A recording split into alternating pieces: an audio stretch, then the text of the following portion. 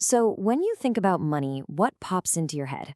Probably coins and paper bills, right? But what if I told you the real story of money isn't about metal or paper at all, but about technology?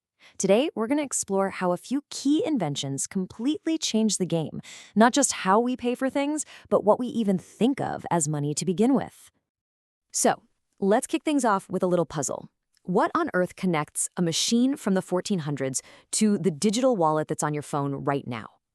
It sounds like a bit of a stretch, doesn't it?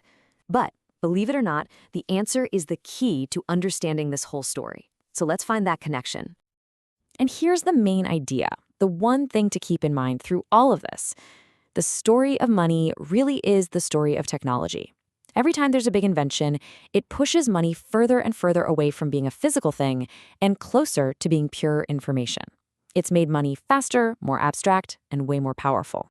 Our story really gets going back in the 1450s with an invention that, completely changed the world, Gutenberg's printing press. We all know it gave us books, sure, but its impact on finance, it was just as revolutionary. You could even say it was the world's very first fintech disruption. See, the press wasn't just for printing Bibles. It was churning out manuals on stuff like accounting and business math. For the very first time, a merchant in one city could learn the exact same financial methods as a merchant in another. It created this common language for trade. It's kind of like the first big software update for the entire global economy. And this is what made the real difference. Before this, you had handwritten notes of credit, which were inconsistent and super easy to forge. But the printing press? It could mass produce standardized banknotes with really intricate designs. That made them trustworthy and much, much harder to fake. This was the leap. This is what let economies finally start moving away from heavy coins toward light, portable paper money. But of course, this new power was a double-edged sword. On one hand, you could easily print money to fuel incredible economic growth. But on the other, well, it gave governments a really tempting new trick: the power to just print money whenever they needed it. So the same tech that helped build economies would later become the engine for some of history's worst hyperinflations. Okay, so that sets the stage for the next giant leap. As we jump into the 20th century, money goes through an even crazier transformation. It starts to lose its physical form completely, becoming nothing more than electronic bits of data. Now, this shift from paper to electronic, it didn't just happen overnight. It started with the telegraph, which, for the first time ever, let value move faster than a person or a train could carry it.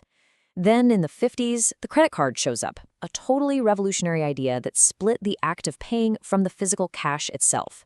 By the 60s, ATMs gave us all direct access to our electronic money, and then, in the 70s, the SWIFT network was built to tie all these global banks together.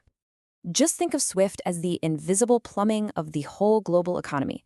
It doesn't actually move physical cash around. What it moves is the information about money securely from bank to bank all over the world. It's basically the set of electronic rails that trillions of dollars ride on every single day. And that brings us to the final, and honestly the most dramatic, leap in our story. The invention that would take money from being electronic signals on private wires and turn it into pure, weightless information that anyone could access from anywhere. The internet. 1994. Remember that year? This is when money's final transformation really kicked into high gear. A pretty simple website, launched by the Stanford Federal Credit Union, became the world's first true internet bank. It may not have looked like much, but wow, it signaled the end of money as we knew it. The impact was just revolutionary. All of a sudden, money wasn't tied to a physical thing or even a bank's private computer network anymore. It was now just pure data that you could send with a click. It completely bypassed the old world of paper checks, teller windows, and armored trucks. This quote just nails our modern reality. It means when you check your bank balance, you're not seeing a symbol for some cash that's sitting in a vault. No, you're looking directly at the money itself. And what is it? A digital entry in a bank's ledger. For most of us, money has already finished its journey from a physical object to just data. So, after this incredible 500-year journey, where does that leave us today? Let's quickly trace that path one last time, just to see how far we've come. So, we started with physical value, a gold coin. Then we moved to representative value, a piece of paper that pointed to that coin. The electronic age turned it into data moving on private networks. And finally, the internet turned it into pure, open information. At every single step, the trend has been exactly the same. Money gets less physical, more abstract, and moves at the speed of information. And all of this leads us to one final big question. We've watched money evolve from solid metal to paper to just data. With the speed of technology today, things like AI and cryptocurrencies, what do you think the next great transformation is going to be? What will money even look like in another 50 or heck, even another 10 years from now?